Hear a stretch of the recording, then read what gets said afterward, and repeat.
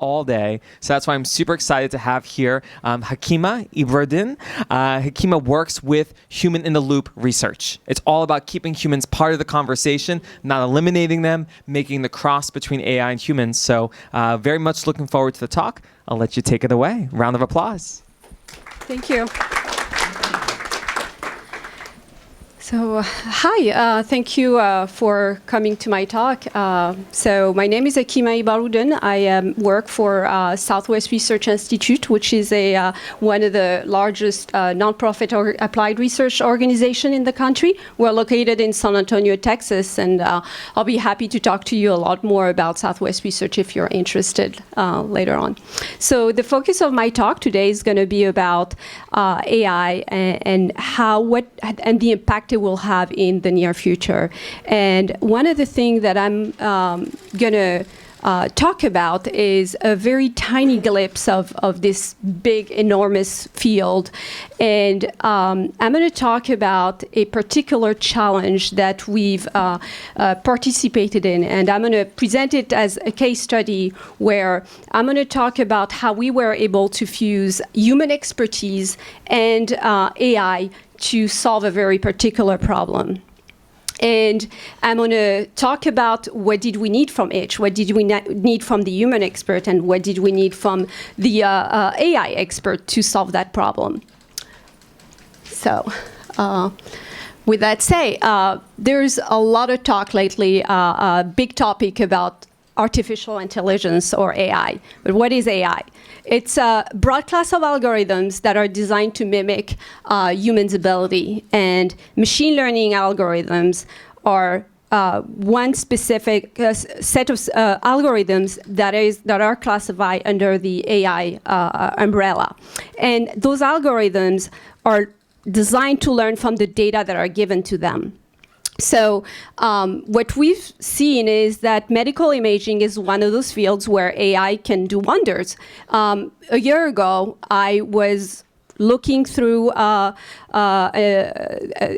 found an article that talked about how Google developed this application that was better at detecting tuberculosis than human experts.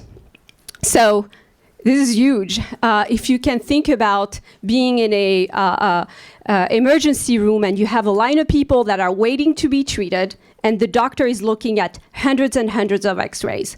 And now imagine having the AI algorithm that comes in and say, hey, doctor, I think you need to take a look at this patient, this x-ray. There is I think this is pneumonia. Then the patient takes his x-ray, go in front of the line, and can be treated really quickly. So this is huge. There is really a lot of potential for AI to help doctors and do a lot of those automated tasks that and I really think that AI also has the potential to really change the way we treat patients in the near future. So also, I really think that there are certain tasks that are just better for a computer than the human brain. So when you look at an expert looking at cells through a microscope, they're looking at thousands and thousands of cells. And when the human expert has to classify those cells and say, this is cancer, this is not cancer, this is a very time-consuming, very tedious task. And it can be done through, a computer can do that and process large amount of data very quickly. And also, the results will be a lot more accurate, where the expert will take hours and hours, and there's no way that they can concentrate and give you the same results every time. So then comes the question, will computer ever replace doctors? I don't think so. I think there's always going to be an art to medicine. I think AI has the ability to help and do a lot of those very time-consuming and tedious tasks, which then leave a lot of the time for the doctors to take care of their patient, for spending more time on empathy and human touch.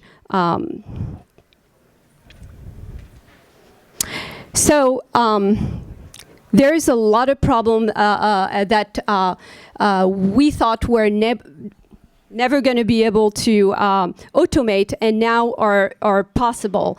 And how it's been a very exciting area because of those new technologies. And some of those technologies are called convolutional neural network. And there are a set of one set of 3 or 4 algorithms that are classified as the new wave of machine learning or AI, and they're called deep learning. And there are 3 things that makes those convolutional neural network very effective. They are flexible. That means you can apply them to a really very wide range of problems without making too much modification to the code. They're very accurate. They surpass pretty much any other technology that we've tried them to. And they're scalable. You don't need a big computer or a server cluster to run those algorithms. You also don't need a lot of data. Of course, you need lots and lots of data, but you could use a small set of data to run your algorithm. And those are some of the example applications that we've used those technologies at Southwest Research Institute. And with those great, amazing technologies, there's also a lot of fundamental limitation. One of the limitation is any good machine learning project starts with the data. Having good data, the collection of the data needs to be very carefully collected, because this is what you're going to use for your truth data to train your neural network. And you need lots of it, lots and lots of data. Another problem, also, this is a feed-forward technology. That means there's no really introspection. There's no a lot of explainability that you can put into why the neural network predicted a certain result. And with that, there's a problem of trust. If you can't really explain why the neural network give you a certain result, then there's a trust issue.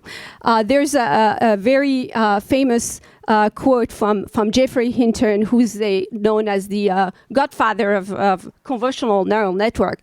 And what he said is pretty much, we need to stop training radiologists, because it's obvious that the convolutional neural network are going to be better than human experts.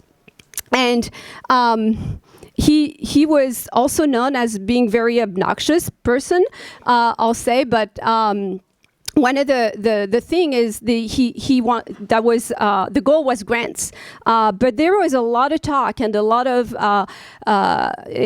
during that time where there were questions about how long before we can see people getting into an airplane that doesn't have a pilot. I'll say it's going to take a very, very long time. So with that, if now we're working on AI, and but then there's a problem of trust. How can we trust AI in a field as important as medicine? And what I'm going to talk about is a particular challenge that we've participated in, and this is one case study where we were able to take our expertise in AI and the domain expert in pathology and combine that to solve this problem. And so our background has been in a perception system. The video that I showed earlier, this is we've been doing that for quite some time, and we've wanted to take our algorithms and change them, tweak them to solve different problems in the medical space. So it was also a challenge that we wanted to see how much changes we needed to make in order to apply those algorithms to a completely different problem. So one of the place where we a good start for us was the Grand Challenge. This is where all of the medical imaging community put all of those problems that needs to be solved. So it just makes sense for us to participate in the challenge. So we registered to it, and as soon as you register, you get access to the data. And one set of data was labeled, and another set of data was not labeled. So, and when you submit your algorithms, you have access to also a leaderboard, and you could see how well you're doing with respect to others in this international competition. And we managed to place first on this challenge. So it was exciting, but what it meant also is that we could take our algorithms that we developed for completely a different area and change them, use our expertise in AI and also expertise in domain experts to solve this particular problem. Well, the Grand Challenge is for regressing a specific quantitative biomarker for breast cancer. So one of the things that comes out in breast cancer, one of the things that comes out of treatment is a biopsy to assess the burden of the tumor. So basically, they take the, and one of the measures that's used is cancer cellularity. And that's what, and they take the biopsy and they look at the slide to come up with a prediction.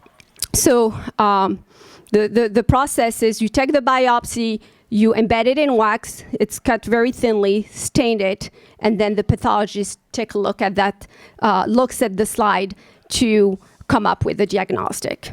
As you can imagine, this is a very time-consuming task. And there is several reasons why you would want to automate that task. And also, there's new imaging technology now where that made the scanning of the slide and the storing of the slide feasible, which really opened the way for automation.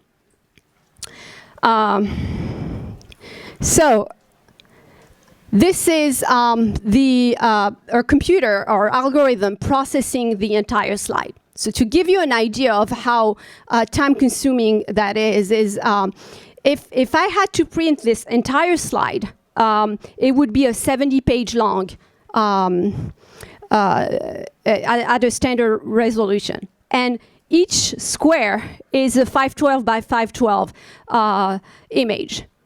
So this is the pathologist has to look at every square inch to come up with a diagnostic.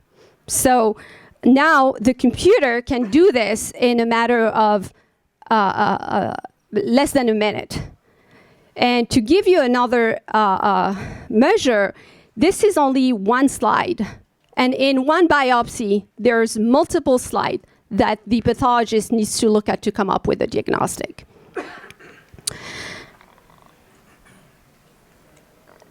So how did we do this? It was a very iterative process. And the Swery innovation here is really taking that black box, opening that black box that synced to the neural network, and then the neural network that we created, we added constraints to it to make it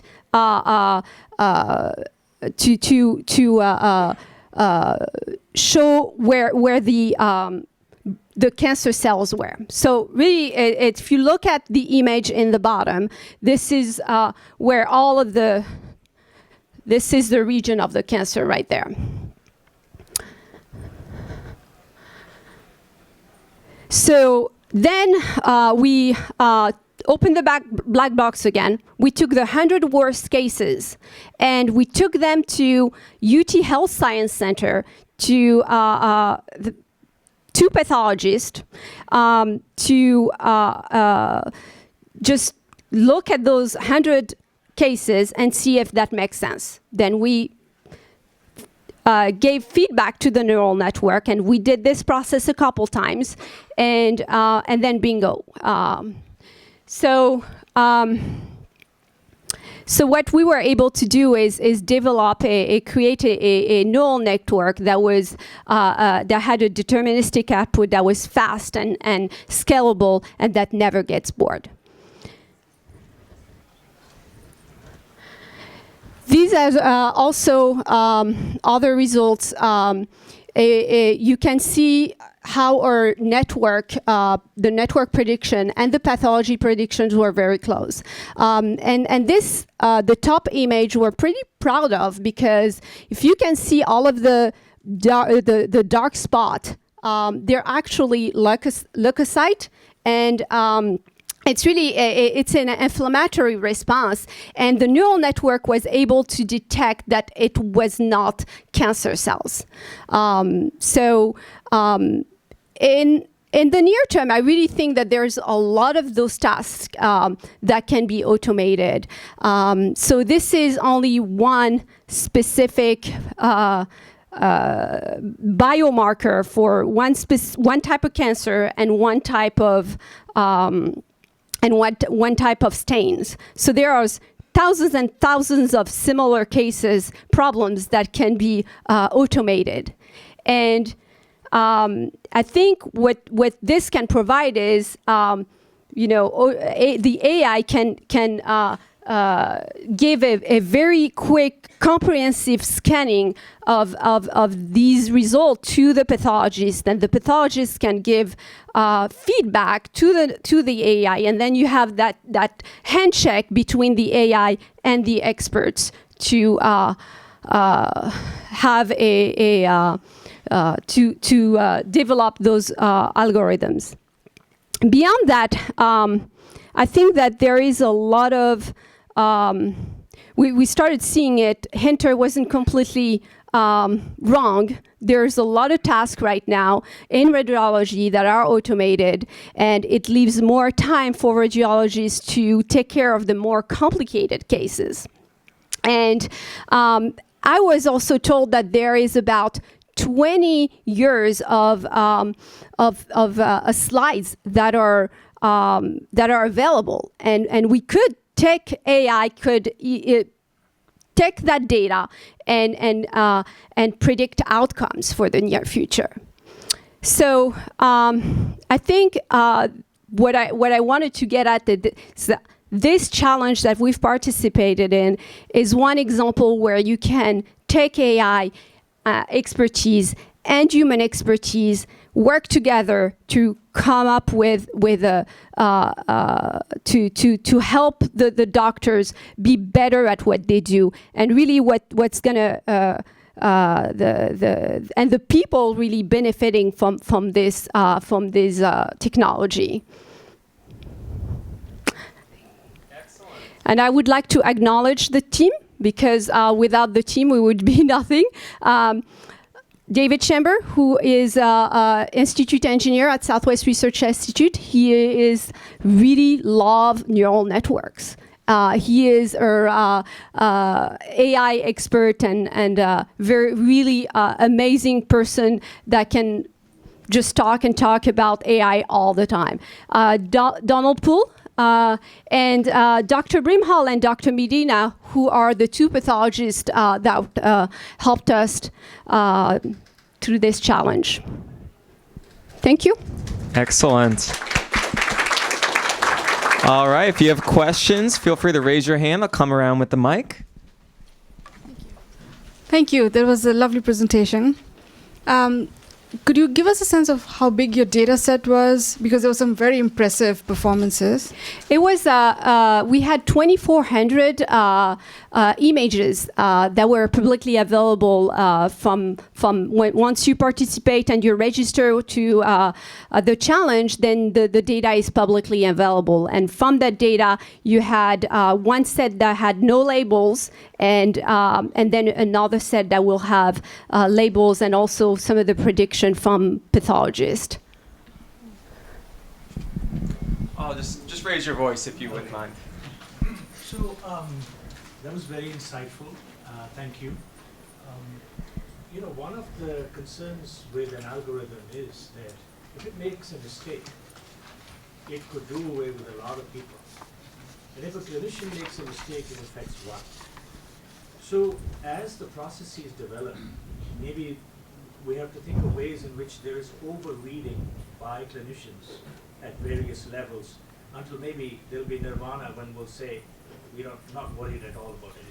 Yeah, yeah, absolutely. I think that's where the collaboration and with the domain experts needs to be there.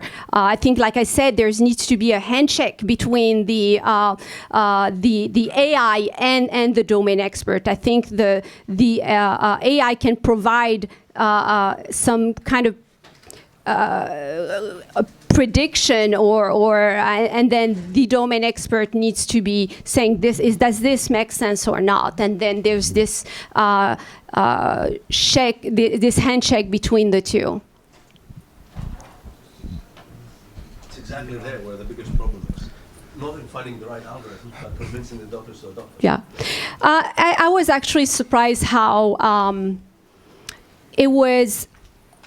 We know a lot of people, and I think San Antonio is one of the best hub to have that collaboration, because we have a lot of UT Health Science Center and the Southwest Research Institute, but before this, we had no idea that the doctor told us we had no idea that you guys were in town and you were doing this, and there's concerns with some maybe medical experts that are worried about AI, but that's not the sense that we got from the medical community. They're actually very interested, but I think there is a transition where you cannot just develop a tool and just hand it out to the expert, to the hospital. There needs to be training. There needs to be the experts needs to integrate it to their workflow, and it's not easy. But everybody needs to be involved in that process. Yeah, I guess building on some of the discussion, can you talk about specifically this winning algorithm? Where are you guys now? Are you taking that for FDA approval, getting that into the clinical workflow? So it was, we are, right now what we're doing is really, we were able to prove that we could take our existing algorithm, and what we have is our expertise in AI. We are a organization where what we're selling is our expertise and our passion about what we're doing. We're really excited because some of our director who's here today didn't believe that we could actually take our existing algorithm and apply it to a different problem. And now we're taking this collaboration more, I'll say, not that we're taking this collaboration and working on other things. We have a lot of research paper that we're planning on doing jointly with the pathologists, but it also opened really new ways for us to apply our expertise and use our expertise in this domain area.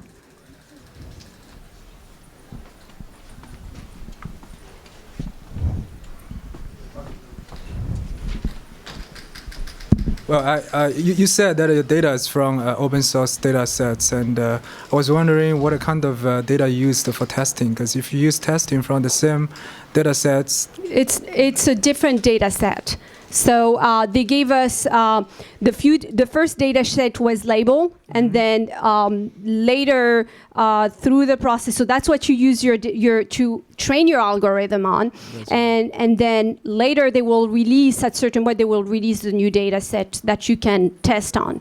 Okay. Now, how many patients? You said a lot of images, but how many patients? I'm not sure. I think there was probably about different cases of I can't remember that. Okay. Yeah. And this open data images, you sort of hire pathologists to label them?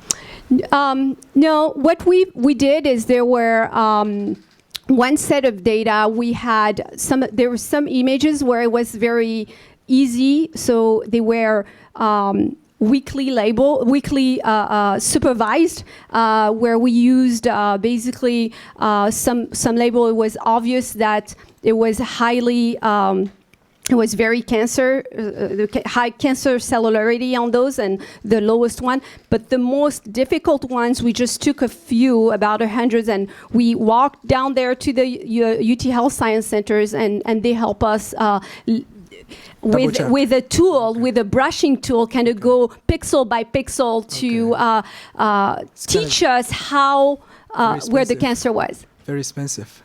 No, it actually did not. It took us a couple. We didn't do that for all the images. Okay. We did that for a few images to teach the neural network how to recognize and how to treat those difficult cases. Okay. Okay. Yeah. Well, last question is about the FDA approval, because you said these tools can't replace pathologists, but what kind of a clinical trial you envision to do? Because you compare the tool with pathologists, or you compare with tool plus pathologists compare with pathologists only? So we just did this like a couple months ago.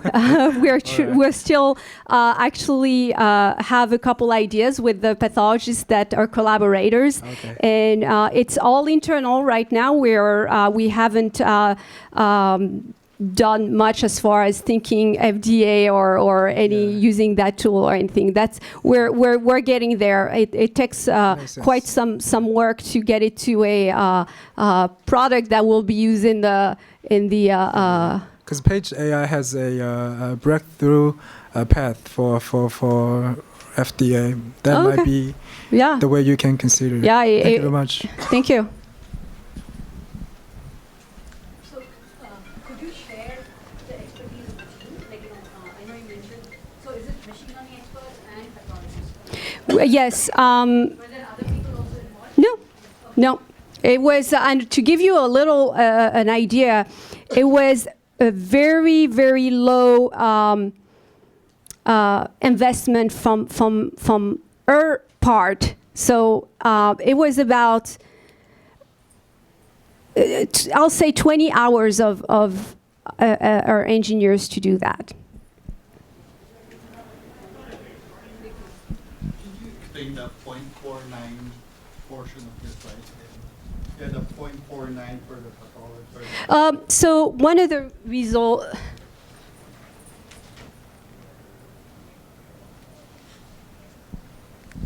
Yeah. So the network prediction. So that's what our neural network, the algorithm that we created, gave that prediction. It's so that means that that's the cancer cellularity, is the percentage of cancer in that slide, and the percentage, and the pathology is what the pathologist predicted. Yeah. Yeah. Sorry, I have a quick question. Is the pathologist label, is it one pathologist, or is it a community? Actually, it's multiple pathologists. Majority? Yeah. And also regarding this slide, and also the way that you computed this number, is that by comparing the aggregation of the actual dark spots in there? Yes. Are you comparing like pretty much the surfaces? It's a mix. So if you see the dark spot over there, this is the we trained the neural network to recognize those as not being cancer cells.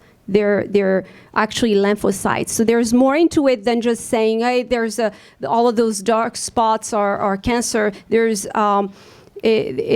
multiple things here that the pathologist needs to look at to come up with a prediction. It's more complicated than that. In comparison, is it on the presence or on the count of these dark areas, or is it in need of the aggregation? Yeah. And what we want, Excellent. We're going to, just because we have our next session in 5 minutes, let's give it up for Hakima. Thanks so much for sharing everything. And